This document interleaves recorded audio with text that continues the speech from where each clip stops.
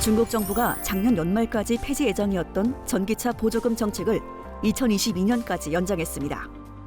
코로나 팬데믹의 영향으로 작년 상반기 중국 자동차 소비가 급감한 탓입니다. 또한 올해 중국 전기차 보조금 정책을 새롭게 발표하며 전기차 산업 육성 의지를 강하게 드러냈습니다.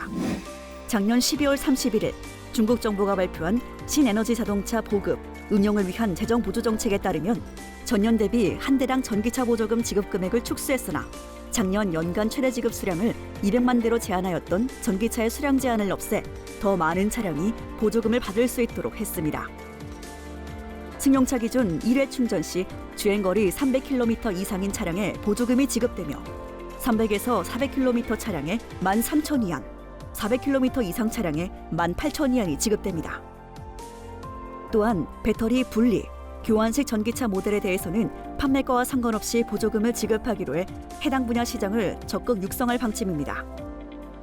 중국 정부는 현재 서로 다른 브랜드의 차량들이 배터리팩을 호환 사용할 수 있는 배터리팩 규격화를 연구 중에 있으며 중국 자동차 기업 니오 등 관련 기업들이 배터리 교환식 전기차에 주력하고 있습니다. 다만 중국 정부가 전기차 안전관리와 관련해 처벌, 리콜 조치 등을 강조하고 있는 만큼 완성차 업체들의 결함, 품질 관리 리스크는 더욱 증대될 것으로 보입니다.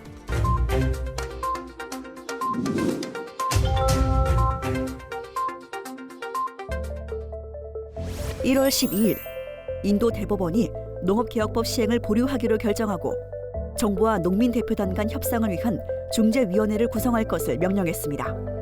지난 9월 인도의회에서 농산물 유통과 가격 책정을 시장에 개방하는 내용의 농업개혁법률 개정안 3건이 통과된 이래 뉴델리 외곽을 중심으로 법안 폐지를 요구하는 농민 시위가 수개월째 지속된 탓입니다. 문제가 된 농협개혁법은 농산물시장위원회가 관리하는 농산물 도매시장을 통해서만 허용되던 농산물 유통과 가격 책정을 시장에 개방하는 것을 골자로 합니다. 이에 농민들은 대기업의 가격 담합으로 인한 농산물 가격 하락과 최저가격 보상제의 기능 상실에 따른 소득 불안정성 심화, 그리고 정부의 일방적인 정책 추진에 반대하는 입장입니다. 최저가격 보상제의 혜택을 가장 많이 받고 있는 펀자브와 하리아나를 중심으로 한 40여 개의 농민연합 등은 법률의 전면 폐지를 요구하고 있습니다. 모디 정부가 개혁 추진에 확고한 입장을 견지하고 있는 가운데 중재위원회 추진 결과에 귀추가 주목됩니다. 정부 측은 개혁안의 부분적인 수정이나 전기요금을 비롯한 보조금 혜택 확대, 농업 부문에 대한 환경규제 기준 완화 등의 대안을 제시하고 있습니다. 그러나 농민들은 개혁안의 전면 폐지를 주장하고 있으며 펀자브와 하리아나 등 일부 지역에 제한적으로 벌어지고 있는 시위가 전국적으로 확산될 가능성도 배제할 수 없습니다.